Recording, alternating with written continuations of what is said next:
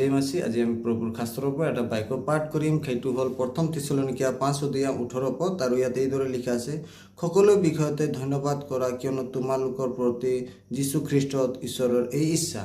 আৰু ঈশ্বৰে ইচ্ছা কৰে আমাৰ পৰা ধন্যবাদ পাবলৈ, কাৰণ আমি তেওঁৰ আশীৰ্বাদত ৰাতিপুৱাৰ পৰা ৰাতি খোৱা পৰ্যন্ত আমি তেওঁৰ আশীৰ্বাদত, তেওঁৰ দেউকাৰে ঢাকি ৰাখে। অনেক সমস্যা, আপদ বিপদ, বেমাৰ আজাৰ প্ৰত্যেক বস্তুৰ পৰা আমাক বচাই ৰাখে। সেইকাৰণে আমি প্ৰভু যীশুখ্ৰীষ্টক ধন্যবাদ দিব লাগে, কাৰণ বহুতো মানুহে দিনত ৰাতিপুৱা ঘৰৰ পৰা গ'লে আকৌ উভতি নাহে, বহুতো সমস্যাত পৰে, বহুতো এক্সিডেণ্টত পৰে, বহুতো নানা ধৰণৰ সমস্যাত ফাঁচি মানুহ জীৱনো শেষ হৈ যায়। কিন্তু আমি প্ৰভুৰ আশীৰ্বাদৰ যোগেদি ৰাতিপুৱা ওলাই গ'লোঁ, সন্ধিয়ালৈকে আমাৰ ঘৰত আমি সুন্দৰভাৱে আহি যাওঁ। সেইকাৰণে প্ৰত্যেকটি বিষয়ত প্ৰভুক ধন্যবাদ দিব লাগে, কাৰণ প্ৰত্যেকটি বিষয়ৰ কাৰণে তেওঁ আমাৰ কাৰণে লাগি থাকে, তেওঁ আমাক আশীৰ্বাদ কৰি থাকে। তেতিয়াই আমি নিজৰ ঘৰলৈ বা নিজৰ ফেমিলিলৈ উভতি আহিবলৈ পাৰোঁ। সেইকাৰণে প্ৰভুৰ লগত লাগি থাকিব লাগে।